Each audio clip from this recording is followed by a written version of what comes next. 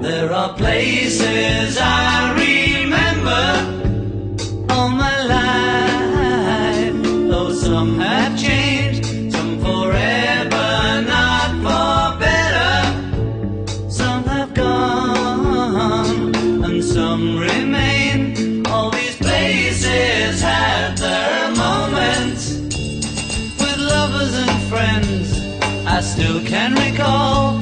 Some are dead and some are living.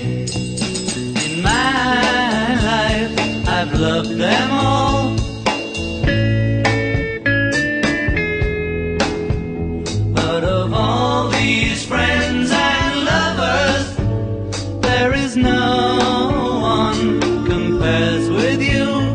And these memories lose their meaning, and I think of love as something new. Though I know I'll never lose affection for people and things that went before. I know I'll often stop and think about them. In my life I love you more.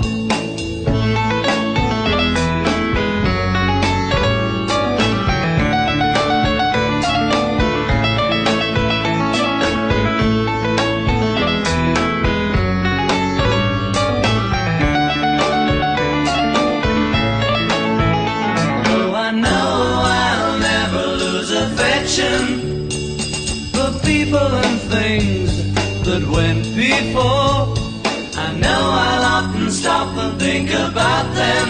In my life I love you more.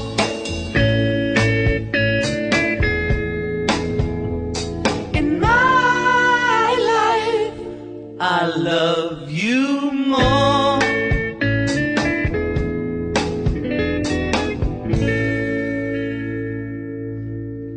That's better, Johnny. You know, I missed you.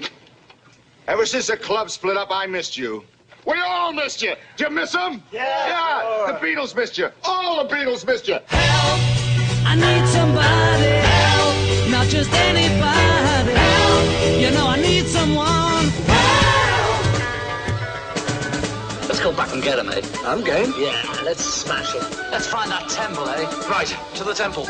A man's got to do what he's got to do. I don't reckon all this running away. Let's go back, back, back, back, back, back, back, back, back, back, back, back, back, back, back.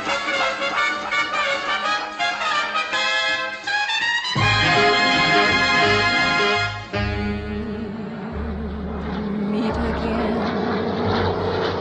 Don't know where. Don't know when. My mother used to say that because I was born, the Second World War started. Some sunny day. I spent some time with mother up till about 4. Then my father split. He was a merchant seaman, you know, you can imagine, and it was 1940s in the war and all that. Always do, till the blue skies drive the dark clouds far away. My mum was a Catholic, Dad was a Protestant. They got married quite late. I think they had me when they were like 40 or something. It was quite late.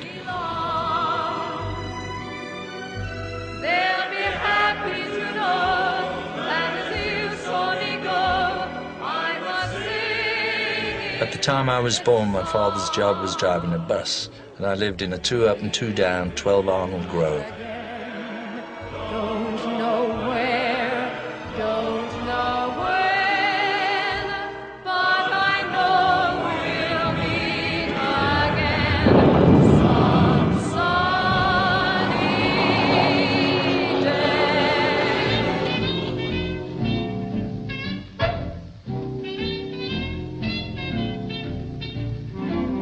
My mum was a nurse. She was a midwife as well. And my dad was a cotton salesman. I was raised by my auntie. My father and my mother split when I was about 4. I spent some time with mother up till about 4. Then I was brought up by an auntie. Dad was he made cakes. So we always had sugar through the war. She ended up doing a lot of jobs because he left when I was 3. He decided that was enough of that. And so she did any down-home job she could get to feed and clothe me. My mother was from an Irish family called French, and she had lots of brothers and sisters. My grandmother used to live in Albert Grove, which was next to Arnold Grove. I was terrible at school because I didn't spend much time there because I was also very sick as a kid. I had peritonitis when I was 6½, which just means burst appendix, and you're going to die. And they said to my mother, "You'll be dead 3 times," but there we are, we're still here. My dad was a musician, amateur musician, and he would play piano around the house. We always had a piano. And I've got some lovely childhood memories of sort of lying on the floor and hearing him play. When my parents were younger, they used to have to listen on an old crystal radio set, sometimes known as the Cat's Whisker. John really loved his mother. I loved her too. And she played a little ukulele, which to this day, if I ever meet grown-ups, you know, who play ukuleles, I love them. Everybody has their party piece in Liverpool. You have to sing a song. And my mother's was Little Drummer Boy, she would sing to me. And I would sing Nobody's Child to her, and she'd always cry. I'm nobody's child, Mum.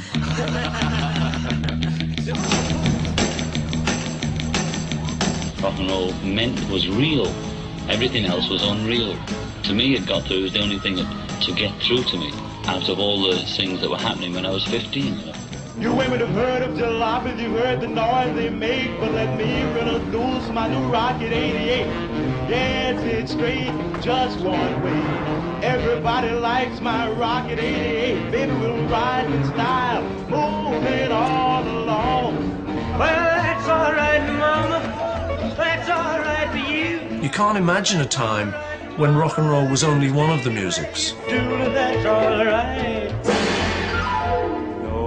Other love have I. Whatever record was being played, you'd try and listen to it. You know, you couldn't even get a cup of sugar, let alone a rock and roll record. You made me cry.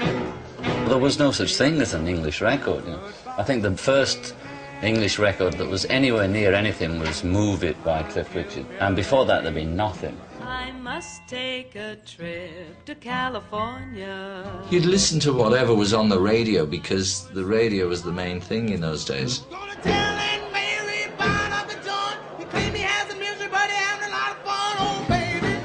I was listening to a lot of country and western then. Skiffle was coming through. Freight train, going so fast. Freight train, going so fast. I don't know what train he's on. Won't you tell me where he's gone? Well, that'll be the day when you say goodbye. Yes, that'll be the day when you make me cry. You say you're gonna leave. You know it's a lie, 'cause that'll be the day when I die. Well, there were lots of people coming up then, and one of them was Buddy Holly. We loved his vocal sound and we loved his guitar playing. But most of all, I think, was the fact that he actually wrote the stuff himself. That's what turned us on. When I went to art school, I was at art school for 5 years. When I went to, this is sort of college, I went in there, they would only allow jazz to be played. You know, they wouldn't allow rock and roll in, it was frowned upon those days. So we had to con them into letting us play rock and roll there on the record player by calling it blues, you know. As I became a teenager, I was about 12 or 13 when I first heard Fats Domino.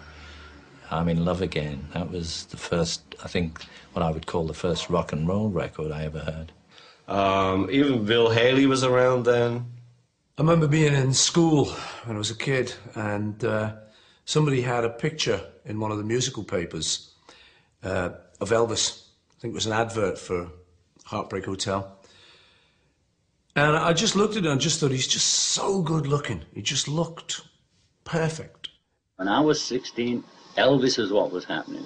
A guy with long, greasy hair, wiggling his ass and singing Hound Dog and That's All Right Mama on those early Sun records, which I think are his great period.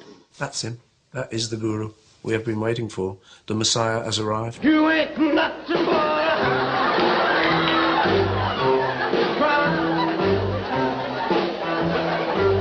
You ain't nothing but a hound dog, crying all the time. Well, you ain't never caught a rabbit. You ain't no friend of mine. One of our favourite records around that time was one called Searching by the Coasters.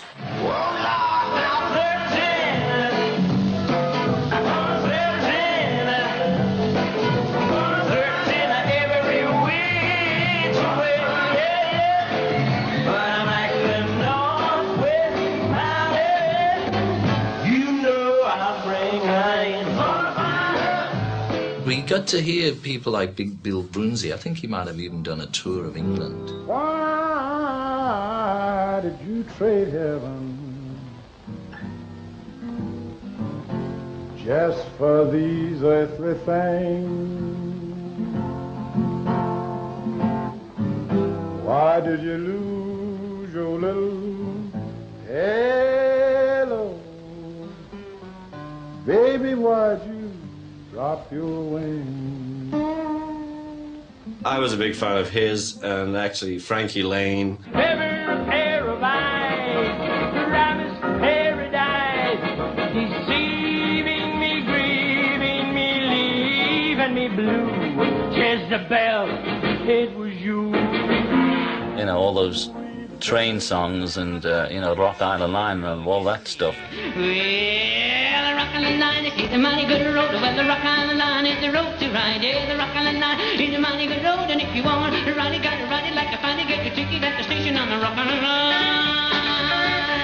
Well, I may be right, I may be wrong. I know you're gonna miss me when I'm gone. Suddenly here was a rock and roll hero who had glasses. I love you, Peggy Sue. With my love so very true. Oh, Peggy, my Peggy Sue. Well, I love you, gal.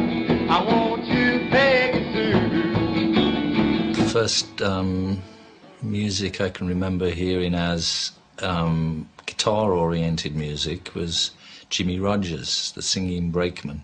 T for Texas, T for Tennessee. T for Texas, T for Tennessee. T for Selma, that gal that made a wreck out of me. I had no idea about doing music as a way of life until rock and roll hit me. And then when rock and roll hit me, that changed my whole life. Drums were the only thing I wanted. And I came out and I used to look in shops and see drums. That's all I looked at. I never looked at guitars or anything. My dad used to be a trumpet player himself, and for my birthday he once bought me a trumpet from Rushworth and Draper's. It was one of the music stores in Liverpool. And then when I was 16, I re-established a relationship with my mother for about 4 years. She taught me music. She first of all taught me the banjo, and from that I progressed to guitar. The first song I learned was Ain't That a Shame, an old rock hit, Fats Domino.